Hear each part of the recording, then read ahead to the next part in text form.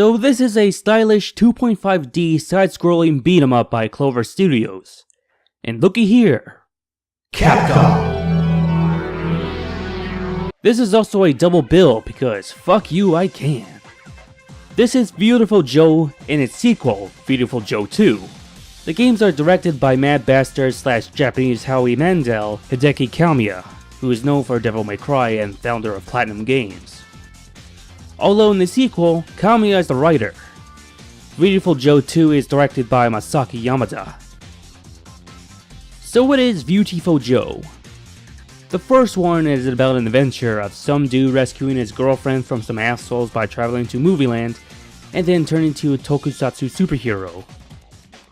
In the sequel, it takes place soon after the first, except Mini Kamen Rider guy and his gun-toting sexy sidekick / girlfriend has to stop an alien invasion from stealing some special rainbow Oscar things.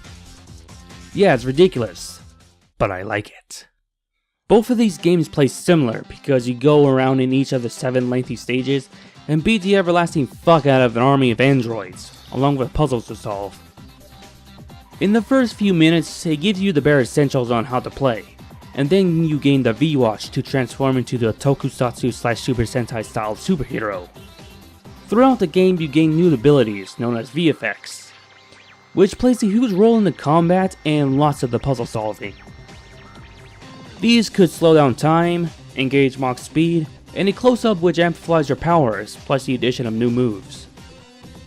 In some sections of the game, you are greeted with break time, which allows you to save the game and spend your points on gaining new moves and add extra lives or more health.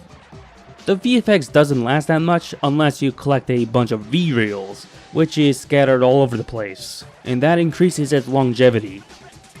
And if the VFX runs out, you'll be temporarily downgraded to your weaker self. In the sequel, you can play as Sylvia, or Sexy Sylvia, and you switch them on the fly. She shoots shit, and she has her own VFX ability called Replay, in place of Joe's Mach speed. From what I remember, I think you can get some co-op abilities or something. I don't know, I haven't played this game in years, so yeah. The boss fights, from what I remember, are pretty fun, and sometimes tough. Each boss gets tougher and gain more health bars, plus there's plentiful mini-bosses to land buttons about. So if you're not paying attention to the small title bar for this segment, it's not entirely what it seems. The Viewtiful Joe sequel isn't made in 4 months. The original Viewtiful Joe was actually made exclusively for the GameCube in October 2003 as part of the Capcom 5 deal, just to boost GameCube sales.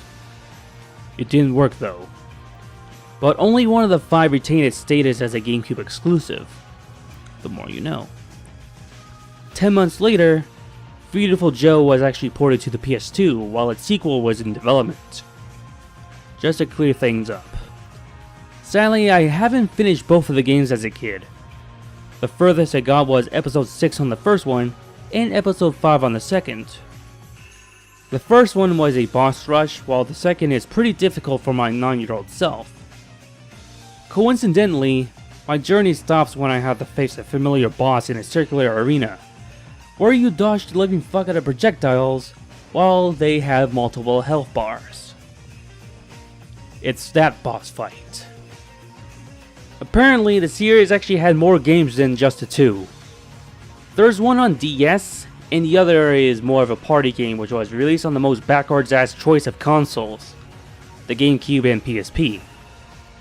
Then again, this is the same studio who went off to form Platinum Games, who made Bayonetta an Xbox 360 exclusive, and butchered the PS3 port. And then, its sequel on Nintendo's more unpopular Wii successor. Yeah. Anyways, the Viewtiful Joe franchise was popular enough to get its own anime, but I never heard about that until I played the party game spin-off, which actually showed clips of the series. But that's not the last appearance of Viewtiful Joe. He also appeared in Marvel vs. Capcom 3, and some iOS game not made by Capcom. So Viewtiful Joe 1 and 2 are pretty fun, and I highly recommend both of them. Also, don't be that asshole who thinks they're funny by selling both games for stupid amounts of cash. Just no. You asshole.